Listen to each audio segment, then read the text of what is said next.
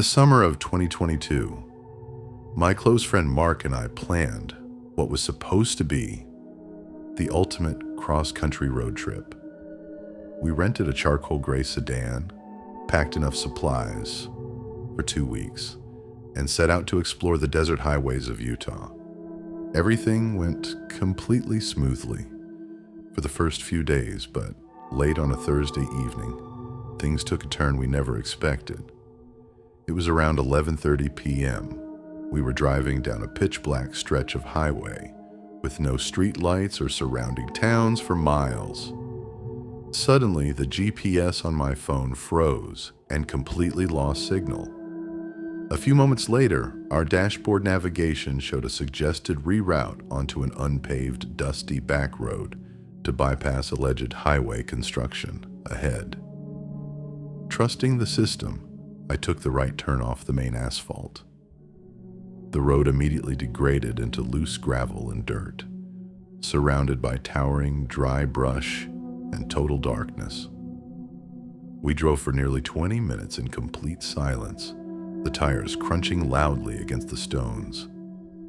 As we rounded a sharp curve, my headlights illuminated something blocking the entire road. A heavy, weathered wooden log intentionally laid across the path. I brought the car to a full stop about 20 feet away, keeping the engine running and the high beams on. Mark unbuckled his seatbelt and suggested we just step out to roll the log out of the way.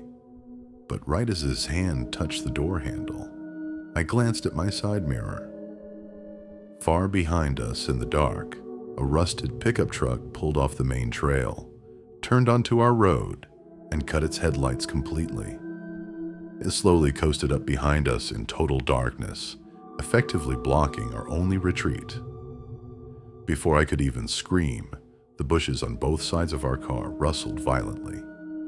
3 heavy-built men wearing dark hoodies stepped out into the light of our headlamps, holding iron pipes and a crowbar. One of them immediately sprinted toward Mark's door. Panic took over. I slammed the shifter into drive, cut the wheel hard to the left, and floored the accelerator straight into the steep side ditch. The car violently scraped against the rocks and brush, but the momentum carried us through. I didn't stop or slow down until we finally merged back onto the paved state highway 10 minutes later. 2 of our tires were shredded, but we didn't care.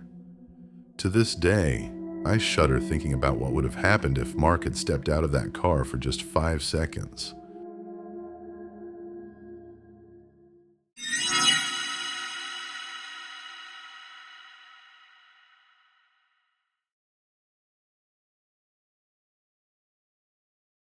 Last autumn, I spent 3 weeks solo backpacking through Eastern Europe on a very strict student budget.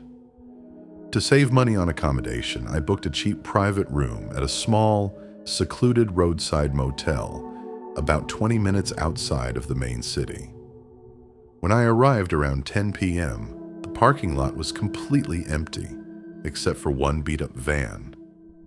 The lobby was dimly lit, smelling of stale tobacco. The receptionist, a thin, silent man, barely acknowledged me, handing over the brass key for room 104 without asking for my ID or saying a single word. Room 104 was rundown, featuring concrete walls, a single window facing a dark alley, and a heavy wooden connecting door that led into the adjoining room, 105. My side of that connecting door was secured with a thick iron latch and an old padlock. Feeling a bit uneasy, I made sure the padlock was locked tight before falling asleep. Around 2:15 a.m., I woke up abruptly. The room was freezing, and a faint, metallic scraping sound was coming from the connecting door. I stayed motionless under the blanket, listening intently. A few seconds later, I saw a thin, shiny piece of metal, like a saw blade or a lockpick tool, slowly sliding back and forth through the gap between the door frame and the latch. Someone in room 105 was actively trying to cut or bypass the padlock from their side. My heart was pounding so loudly I was afraid they would hear it. Knowing I couldn't exit through the hallway without being seen, I quietly slipped off the bed, grabbed my backpack, unlocked the window, and dropped out into the cold night alley below. I sprinted all the way around the building to the front office to alert the receptionist, but when I pushed open the front door, the lobby was completely pitch black and empty. The desk was deserted. Curiosity and terror forced me to look at the open guest ledger on the counter. Room 105 was clearly crossed out and marked in red ink as out of service/storage. Right next to the book, sitting on the counter, was the master key ring containing the only key to room 105.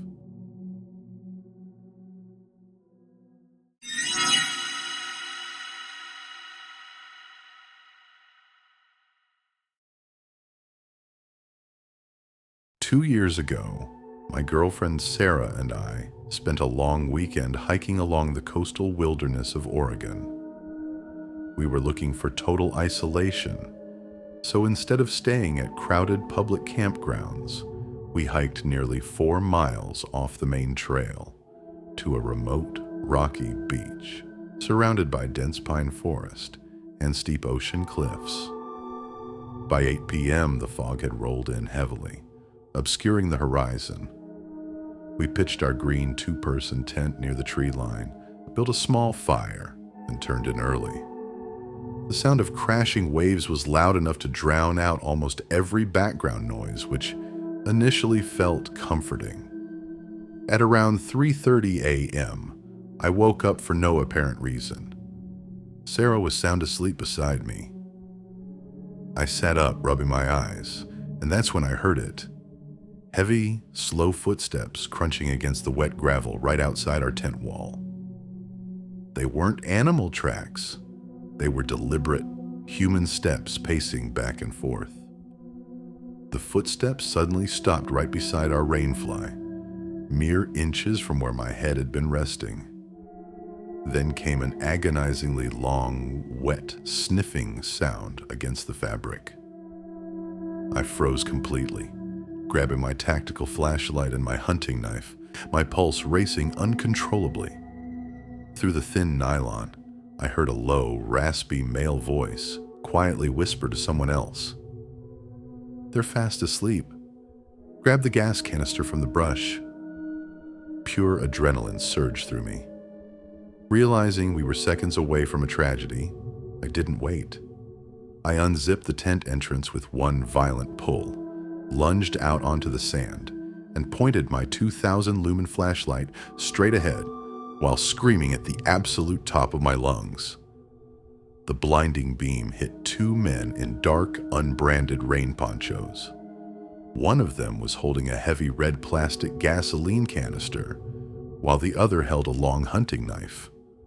Blinded by the light and startled by the sudden eruption of sound, the man dropped the canister onto the rocks.